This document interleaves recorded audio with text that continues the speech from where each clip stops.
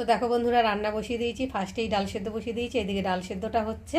আর এখানটায় দেখো, গতকালকে আমুদের শুনো মাছ এনেছিলাম, সেটাকে ভেজে রেখে দিয়েছি। আর এখন বের করেছি, ভালো করে আবার একটু গরম করে নেব, ভেজে নেব তেলের মধ্যে। আর এখানে আমুদের শুনো মাছ দিয়ে আলু বেগুন দিয়ে একটা চচ্চড়ি হবে। আর এখানটায় দেখো আলু আর বিনস কেটে নিয়েছি, এটাকে প্রেসারে দিয়ে সেদ্ধ করে নেব। আর এখানে মাছের জন্য নিয়েছি ধনে পাতা, আদা বাটা, রসুন বাটা, জিরে বাটা, কাঁচা লঙ্কা, পেঁয়াজ আর টমেটো। এটা হচ্ছে মাছের মশলা। আর উচ্ছেটা রয়েছে বাটিতে, সেই উচ্ছেটা দিয়ে আজকে ডাল বানাবো। আর আমলকি রয়েছে, আমলকিও একসাথে সব সেদ্ধে দেবো। তো গরম ভাতের সাথে খেতে তো অসাধারণ লাগে। আর এমনি আমলকি খাওয়া শরীরের পক্ষে ভীষণ উপকার। তো দেখতে পাচ্ছ, আর এখানে ডিম নিয়েছি, ডিম 3টে ভাজা করবো। এই দেখো, সব কেটে রেডি করে নিয়েছি। আর ডালটা সেদ্ধ হচ্ছে, এখন ভাতটা বসাইনি, ভাতটা বসাবো লাস্টে। যেহেতু ঠান্ডা পড়েছে, আর আগে ভাত করলে অনেক মানে দেরি হয়ে যায়, ওই জন্যে ভাতটা এখন করবো না। ভাতটা লাস্টে করলে গরম গরম খেতেও ভালো লাগবে। আর এখন যদি প্রথমে ভাত বসাই, তরকারিপাতি করতে করতেই তো ভাতটা ঠান্ডা হয়ে যায়। তার জন্যে আমি এই ঠান্ডার সময় সব তরকারিপাতি সব করে নেবো, নিয়ে তারপর। তো দেখো বন্ধুরা, ডাল সেদ্ধ হয়ে গেছে। ভালো করে ডালটাকে, উচ্ছেটাকে ভেজে নিয়ে আর ভালো করে ফোড়নে দিয়ে দিয়েছি, দিয়ে আর একটু ভালো করে ফুটিয়ে নিয়েছি। আর এখন আমি ডালটাকে ঢেলে নেব। আর রাঁধুনি দিয়ে ডাল তো, জালের যে একটা গন্ধ বেরোচ্ছে না, অসাধারণ গন্ধ। এটার ডাল বলে তো, রাঁধুনি ফোড়ন দিয়ে ডাল করলে ভীষণ ভালো লাগে খেতে।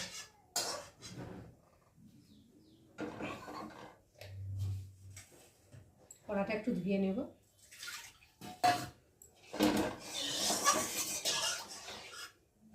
কড়াতে তো হবে তো, মাছ রান্না করলে কড়াটা ধুয়ে নিলাম।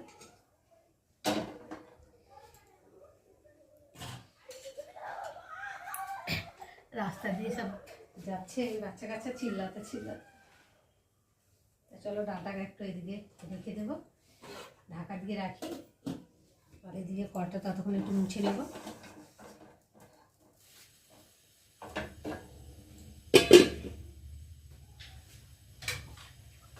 এখন এই যে প্রেসারে অল্প করে জল নিয়ে নিয়েছি। আর এখন বিনস আর আলুটা দিয়ে সেদ্ধ করে দেব। ভাতের মধ্যে দিলে তো সেদ্ধ হবে না, যেহেতু আলু আর বিনস আছে, আর ভাতটা একটু তাড়াতাড়ি হয়ে যায়, ওই জন্য আলাদা সেদ্ধ বসিয়ে দিচ্ছি। আর এর মধ্যে 3টে আমলকিও একসাথে সেদ্ধ বসিয়ে দেবো। বাচ্চা কাচ্চাদের স্কুল হচ্ছে তো, পাশে স্কুল, চেল্লামিলি হচ্ছে, কেউ সব চিল্লামিলি করতে করতে যাচ্ছে রাস্তা থেকে। এখন ভালো করে প্রেসারটাকে এঁটে দিলাম।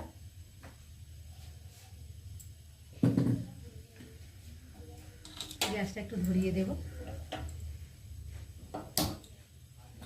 দিয়ে দিই, ততক্ষণ সেদ্ধ হতে থাকুক প্রেসারে।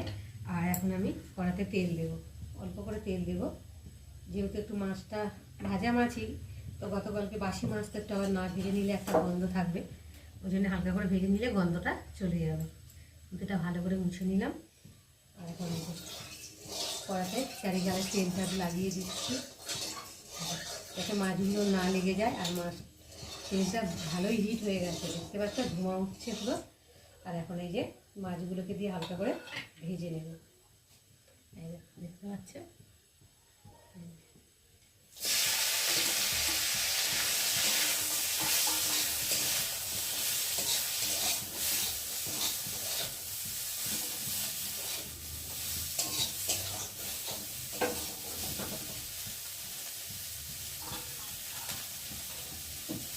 ভাজা হয়ে গেছে, এখন আমি মাছগুলোকে পাত্র করে ঢেলে নেব।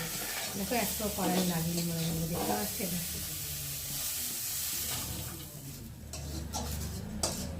কড়া বসাবো, কড়াতে আবার তেল দেবো।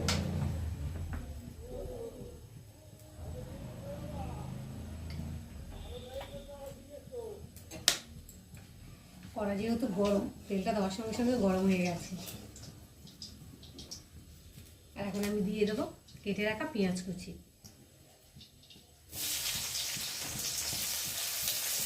দিয়ে দেবো লঙ্কা,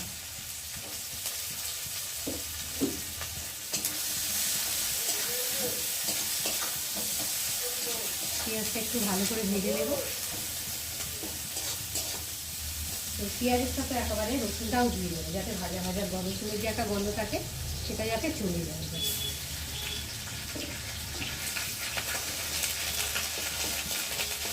তেলের মধ্যে দিলে তো রসুনের যে কাঁচা গন্ধটা ওটা থাকে।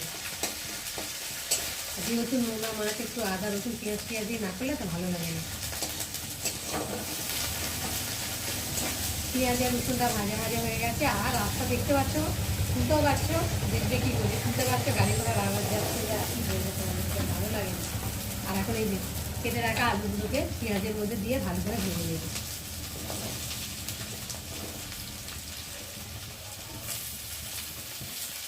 বেগুনটা দেবো না, আলু ভাজতে ভাজতে বেগুন দিলে তো বেগুন ভুলে যাবে, বেগুনের আর খুঁজে পাওয়া যাবে না চিহ্নটা। তার জন্য আমি আজকে আলুটা ভালো করে ভেজে নেব।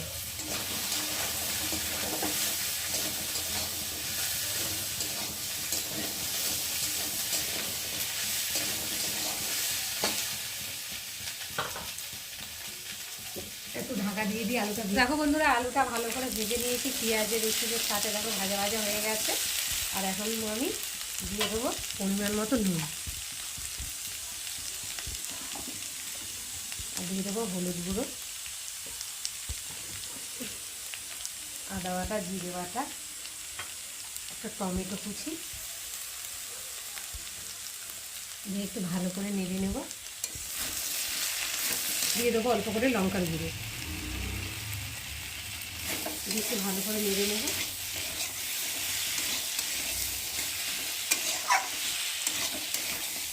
নাড়ার পরে এবার দিয়ে দেবো কেটে রাখা বেগুনগুলো। মশলার মধ্যে ভালো করে বেগুনটাকে ভেজে নেব, কুচিয়ে নেব।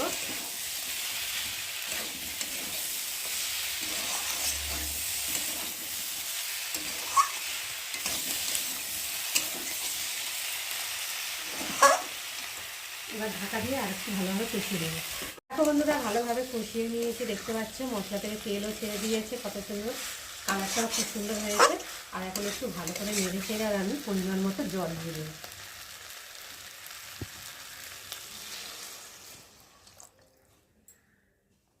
একটু ভালো করে নেড়ে দেবো। আচ্ছা, গন্ধটা যা ছেড়েছে না, একেবারে অসাধারণ গন্ধ। একটু লাগিয়ে দিই, খুঁজে দিয়ে 2 মিনিট পরে ফিরে এলাম। চলো ঢাকাটাকে খুলি। তো দেখো ঝোলটা ফুটছে টকবক করে। আর একটু ভালো করে নেড়ে দেবো। আর দেখি আলুগুলো সেদ্ধ হয়ে গেছে নাকি। অনেকটাই সেদ্ধ হয়ে গেছে কষাতে কষাতে, দেখতে পাচ্ছ। আর যেহেতু আমি সরু সরু করে কেটেছি, যেমন মাছ তেমন আলু তেমন বেগুন। আর এখন আমি ভেজে রাখা এই যে মাছটাকে দিয়ে ঝোলের সাথে ফুটিয়ে দেবো। তো খুন্তি দিয়ে ভালো করে নেড়ে দেবো, ভালো করে বিছিয়ে দিলাম খুন্তি দিয়ে। আর এখন আমি উপর থেকে ধনেপাতা কুচি ছড়িয়ে দেবো।